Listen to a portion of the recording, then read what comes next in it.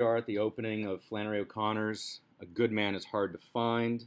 Um, Part of the sequence of stories we're going to be reading from her. And we start with the sentence, the grandmother didn't want to go to Florida. And I want us to pay attention to that verb phrase there, didn't want to go. Um, and what we have there is an initial characterization of the grandmother by a negation. Notice she's first defined according to what she didn't want to do. Um, and so I think that the first thing we learn about the grandmother is then something of her saying no, right? And she goes on to say, or the narrator goes on to say about her. Notice we have a third person narrator.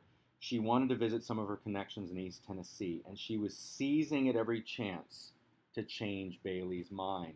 Notice that verb there here, that verb characterizing her aggressiveness.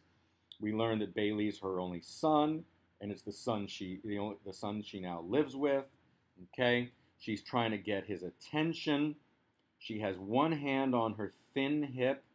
Think about why that hip is thin, right? That's an old woman now, menopausal, past her child rearing years. Um, so when men are emasculated, um, they, there's a lack of, something either with, the genitals or the penis with a woman. To be defeminized is to be robbed of one's fertility. Okay, and so here she's got the thin hip. She's rattling the newspaper at his bald head. So far we've got her seizing and rattling. Um, and she's telling him what she reads in the newspaper. Here, this fellow that calls himself the Misfit is a loose from the federal pen and headed toward Florida. And you read here what it says he did to these people. Just you read it. I wouldn't take my children in any direction with a criminal like that a loose in it.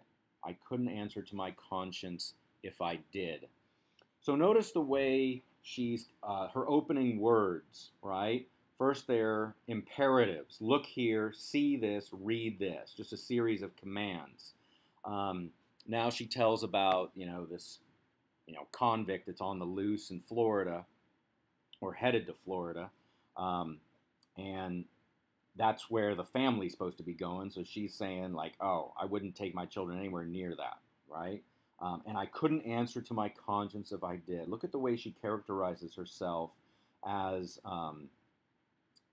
being self-righteous, right? A kind of holier than thou attitude. Now, of course, as you guys know, Florida's a big place, right? Just because there's one ex-con in there or one convict on the loose doesn't mean you need to avoid the whole state. Um, okay, so now we move on. We get more of the family dynamics here at the breakfast table. Um, Bailey doesn't look up, so she wheeled around and faced the children's mother. Um, so Bailey continues to ignore his mother. The children's mother now, notice she's described not with a name, but by her relationship. She's the children's mother, so she's the mother of the grandmother's grandchildren. Her face is described as being broad and innocent as a cabbage. Um, I think there's a lot of possible connotations on about that, but I don't think any of them are good, right? To say that somebody's face looks like a cabbage, to say that it's broad, innocent maybe has some different connotations, but um, the there's certainly something unsettling about that description. Okay. The grandmother continues. The children have been to Florida before. You should take them to somewhere else. They've never been to East Tennessee. Okay.